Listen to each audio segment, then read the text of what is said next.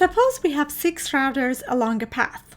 Routers A, B, and E and F are capable of IPv6 processing.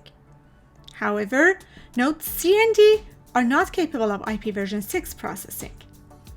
If routers B and E want to interoperate using IPv6, they have to use tunnels through routers C and D.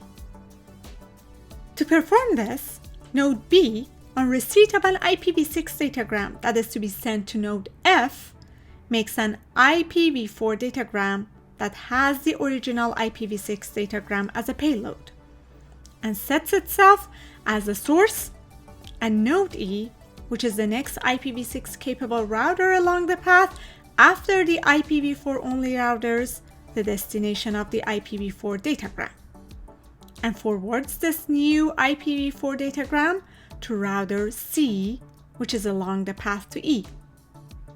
Router C sees this as a normal IPv4 datagram and forwards it to the next hop, which is D. Node D as well sees this as a normal IPv4 datagram and forwards it to the next hop, which is E. Node E receives the IPv4 datagram, sees itself as a destination of the IPv4 datagram, and therefore extracts its payload, which is the IPv6 datagram.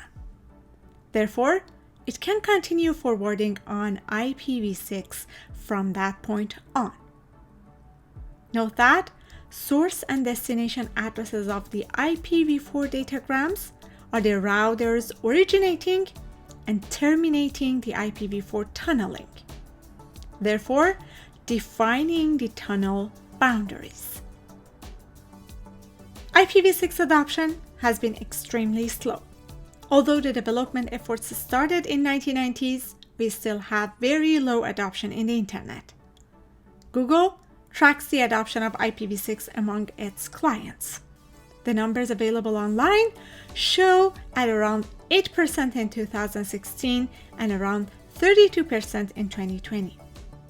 Comparing this with the massive changes that have been happening in other areas of network development and adoption in the similar number of years, why do you think this adoption has been so slow? IP is a foundational protocol for the internet. While other changes may affect only a specific use case or a layer, the change from IPv4 to IPv6 affects the core of the network. Comparing to a parallel life example, while changing, for example, an application protocol might be like changing the utilities at your home, changing from IPv4 to IPv6 is similar to changing the foundation of your home while trying to do it without tearing the whole house down. That is a big task, which could not be performed easily and fast. The same reasoning might be used for changing towards IPv6.